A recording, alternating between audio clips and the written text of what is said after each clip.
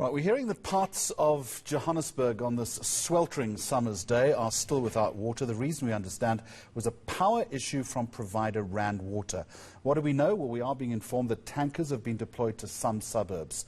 From Johannesburg Water now, the spokesperson is Isaac Dhludhlu, who joins us. Mr. Dhludhlu, good afternoon to you. So first up, what is the position this afternoon and approximately how many people have been affected? Thanks for the opportunity. We can confirm that Rand Water experienced some power outage on Wednesday, whereby it affected the ability to pump water to our reservoirs and towers. We then were unable to supply some of the areas that were mainly affected, include Eldorado Park, Lenasia, Naturena, Kibla Park, and other in the surrounding areas.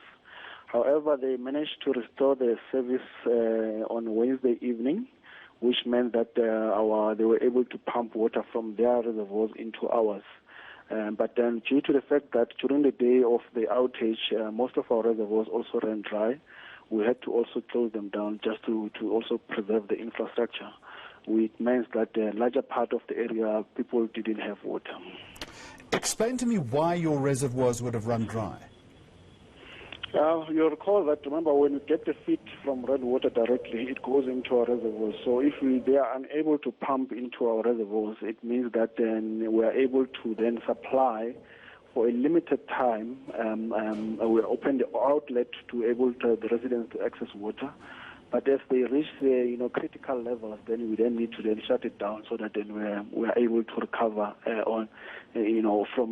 from an optimum level once the service is restored. So, how many reservoirs are impacted now, and at what point will they be full again?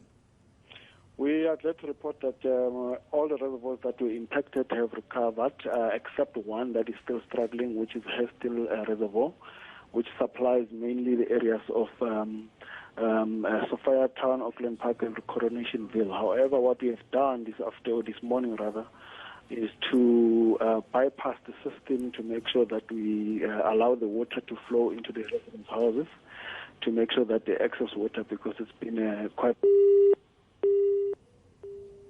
Okay, I think you've got the picture though. So apart from the Hurst Hill Reservoir here in Johannesburg, all the other water points appear at this point to have been filled.